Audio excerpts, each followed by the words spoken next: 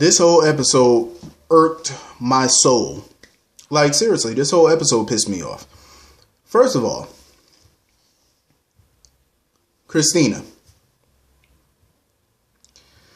Oh, Christina. Stupid as usual. Even Sonny couldn't talk her off the ledge. Like, seriously. I knew that wasn't going to work. Sonny trying to talk to her and stuff like that. I knew it wasn't going to work. It's like, Sonny brought up a lot of good points. I mean, do you want to be, where do you see yourself? Being some follower and, you know what I'm saying? Like, letting somebody lead you and not having a thought of your own. You know what I mean? Letting somebody tell you to cut people out of your life, you know? She might think it's her idea to cut people off, but it's really Shiloh's idea. Everything she's done is Shiloh's idea. She hasn't had an original idea or an original thought out of her, you know, she just hasn't had an original nothing since she's been a part of this DOD shit. Like, absolutely nothing. And she really thinks Sonny's supposed to sit back and do nothing? You think Alexis is supposed to sit back and do nothing? Granted, yeah, you are an adult, but at the end of the day, you're still their child. And if they see that you're fucking up, they're going to say something. They're going to step to you. What parent wouldn't? Only a shitty parent would sit back and know that you're into some dangerous shit or you're into some stupid shit and sit back and let you do it. You know what I'm saying? Like, granted, they can't tell you what to do, but they're not just going to sit back and say nothing, do nothing. You know what I'm saying? Like, come on. And you got some shitty parents that would do that. Like, just sit back and know that their child is into some bad shit and won't say nothing. Won't lift a finger to help. But see, that's not the type of parents that she have. Like, they're not just going to sit back and say nothing. You know, when they see that you're spiraling out of control. Clearly you are. And this is just one of many stupid decisions that she's made since becoming an adult. Hell, even when she was a teenager, she was making horrible decisions. You know what I mean? Like, and you expect Sonny to, say nothing, hear no evil, speak no evil, see no evil? Like, no. Any good parent worth a grain of salt is going to say something. But it was so funny how she tried to come up in the hospital to see Shiloh talking about, oh, Jason's a hitman, he's an enforcer. Sam was like, bitch, shut the fuck up. Like, she was like, for real, shut up. Damn, you saying that shit all out loud and in public, even though it's really not a secret, because I'm pretty sure everybody in town know who the hell Jason Morgan is, obviously, and they know what he does. So it's not really a secret, but still, it's like, shut up. And what was so funny was Shiloh sitting there talking about was Jason trying to kill me? Excuse me? Was Jason trying to kill you? Trying to. That's a wrong word to use. I'm just saying, because if Jason wanted his punk ass dead, you would have been dead a long time ago. If he really wanted you dead, he could have easily killed you. Like, obviously, it wasn't meant for you to die. Speaking of dumb, yet again, Margot, Jordan sitting there telling Jason it's in your best interest to cooperate.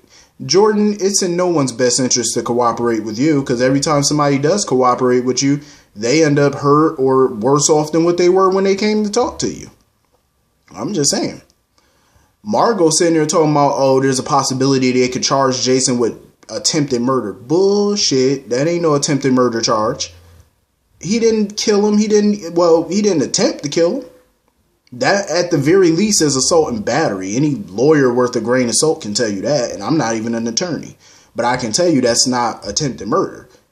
I mean, they were making it seem like he beat the holy hell out of this guy, and that's really kind of not what he did. I mean, throwing somebody up against the wall and choking them, and I wouldn't really call that attempted murder. More like a stern warning, so to speak. But that's assault and battery at the very least. Like, that's not attempted murder. I'm just saying. It's not. Jordan and, especially Margot, she was, how she is. Anytime she hear anybody connected to the name Corinthos or Morgan, she's like a dog with a bone. She got to come in and flex a little DA muscle. Chomping at the bit just to get, because she really thought she had Jason where she wanted him. But of course, Shiloh came in and told them to drop the charges. He wasn't pressing charges. That was stupid on your part, but okay. And Chase was pretty much trying to get Jason to cooperate with him because he needs Jason help. of course, I'm not surprised. The PCPD always need Jason's help to basically combat Shiloh. Tell him whatever he knows about Shiloh so they can take his ass down. Because basically Chase was trying to keep Willow from leaving town. But Willow was dead set on leaving town. See, this is what I'm saying. Willow, I like her to an extent, but it's like leaving town is not going to do you no good.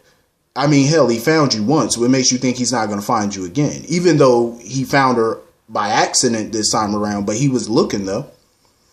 And furthermore, she already mentioned how he was trying to expand DOD. So if he expands it, chances are he may land in the next town that you end up in again. You know what I mean? So running is not going to do you no good. You might as well face this shit head on and defeat him.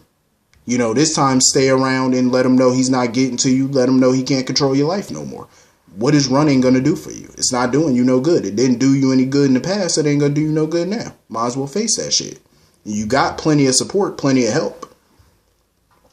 Chase is offering his services, and of course now he knows Jason is involved in this, so you got plenty of backup now. Something that she didn't have before. Well, you got that now. So it's best to just stay where you are, stay put, and let people actually help you. Brad, of course, with his little weaselly ass, sitting there talking about, oh, give me my son, give me my son. Oh, shut the hell up, Brad. Little piece of trash. I can't stand this character. I really can't. He make my skin crawl. I can't stand him. I can't wait for this whole baby shit to come out so somebody could whoop his ass. Hopefully he gets the beat down he so rightfully deserves. And you know, I don't like violence to an extent, but in his case, I will make an exception. Because Brad just, every time I look at him, I just be wanting to smack the dog piss out of him. Every time I see Brad. Every time. And then that's what changed Willow's mind about staying in town. Because when she was holding, quote unquote, Wiley, she saw a book from DOD. And he was telling her about basically Shiloh giving him the book, telling him about some courses, some parenting courses and stuff like that. When the hell did Shiloh and the DOD become connoisseurs of parenting? You know what I'm saying? So that's kind of what made her want to stay in town. She was like, you know what? I'm going to stick around. She told Chase, I'm staying. Because now that she knows that Brad is, you know, starting to get affiliated with them, she wants to protect the baby. You know what I'm saying? The baby that she thinks is hers. She wants to protect that child. So she's definitely going to stay in town to keep an eye on Brad and the baby to make sure he's not getting involved with Shiloh. And that's a smart girl. Stay in your ground. Don't let them run you off again. They did that before. Don't let them do it fucking again. Hell to the no. And I hope she smacked the dog shit out of Brad when she find out what he did, punk ass. I can't stand him. Like, seriously, the nerve of him. Like, just to be looking people in their eye with a straight face and continue to tell your lies. Like, give these people the closure that they need. Give Michael his child. Let Willow know her child died. And let's move the hell on here. We ain't got time for this game. I did like the scenes with Mike and Dante, though. I really did. When they went to the Metro Court to talk and stuff like that. I'm going to tell you right now. Dante is a ticking time bomb ready to explode. I'm going to tell you that right now. It's just, every time I see Dante, it's just tick, tick, tick, tick, tick, tick, tick. He's ready to explode. Like, he has a lot going on with this PTSD. Like, he really needs some therapy. Badly. But you know Dante, he's macho. He not gonna do it. Probably not, because he don't think nothing is, I mean, he knows something is wrong. He know. And that's what he basically was telling Mike, how Mike's mind is playing tricks on him. He was basically saying, you know, his mind is doing the same exact thing.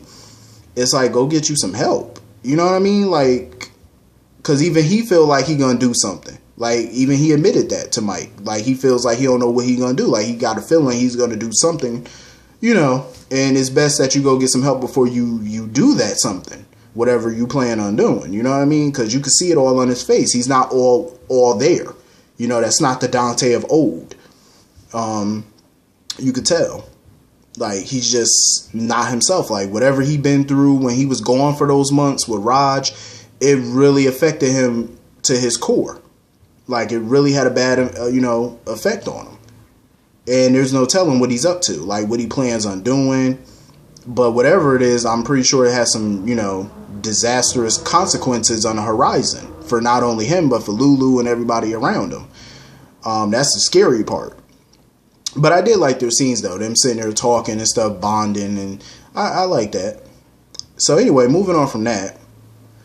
So I guess Aiden was somewhat invited to a birthday party for a chick named Bianca, I guess, in his class. But the parents don't want him at the party. Bianca wants him to come to the party, but the parents don't want him to come to the party.